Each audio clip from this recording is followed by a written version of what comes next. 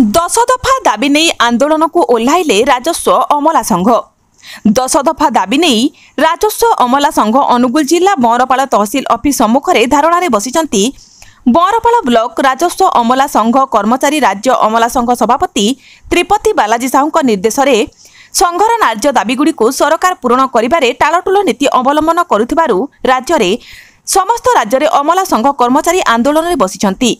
संघर दाबी है जिला स्तर में कार्यरत राजस्व अमला मानक मूल दरमा ओआरएसपी 2017 मसीहा नियम अनुजाई समस्त जिलापाल द्वारा प्रदान करा जायतिबा तथ्य को आधार करी नूतन पदवी सृष्टि करा जाऊ। अमला मानक रेसिडेंसी को 6 वर्ष परिवर्तन 4 वर्ष करा जाऊ। समस्त कर्मचारी और परिवार को 20 लाख पर्यंत स्वास्थ्य बीमा करा जाऊ। 2020 मसीह करा जायतिबा नियमावली को उच्छेद करा जाऊ। 1990 मसीहार नियमावली को लागू करा जाऊ। जिला स्तरीय कार्यरत राजस्व कर्मचारी को ओडिशा राजस्व सेवा पदवी रे नियुक्ति करा जाई पदोन्नति दिया जाऊ। तहसिल कार्यालय मानकरे विभिन्न राजस्व संबंधी मामला को त्वरान्वित करा जिबा पई कार्यरत राजस्व सहायक मानकु एलआरएमएस आईडी प्रदान करा जाऊ। राजस्व सहायक मानकु दक्षता वृद्धि पई प्रवेशकालीन तालीम प्रदान करा जाऊ। नूतन पेंशन योजना रे अंतर्भुक्त करने को राजस्व अमला संघ सरकार पाखरे दाबी करिसंती।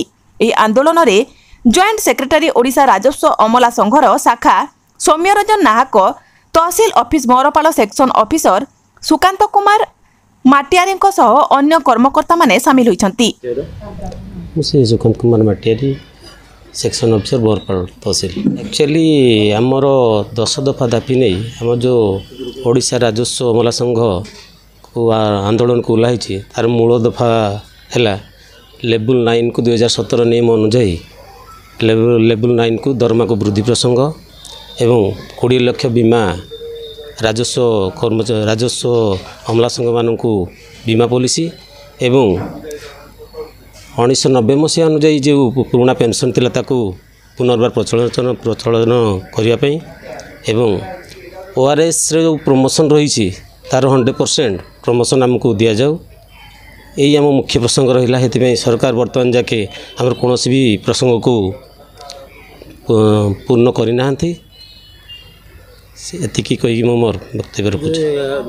तहसिल कार्यालय तो विभिन्न प्रकार बहुत जगह लोक आसती बहुत लोग हरण होती कौन कहे से आम सरकार को आगु भी मेमोरांडम दे सारी या पूर्व भी कला ब्याज 7 दिन परिधान करूँ से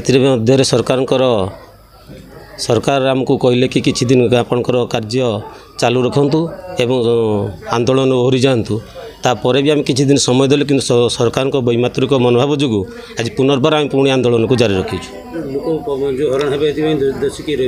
सरकार दायी रही से भरतचंद्र बेहरा बुढ़ाप हूँ पूर्वतन सरपंच।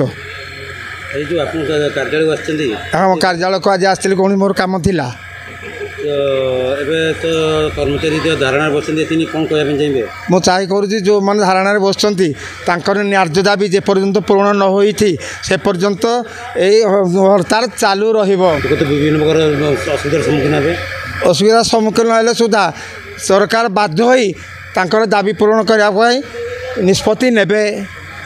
सरकारी कल अचल हो रहा जहाँद्वारा जनसाधारण असंतोष चारिआडे व्यापी रहिबो।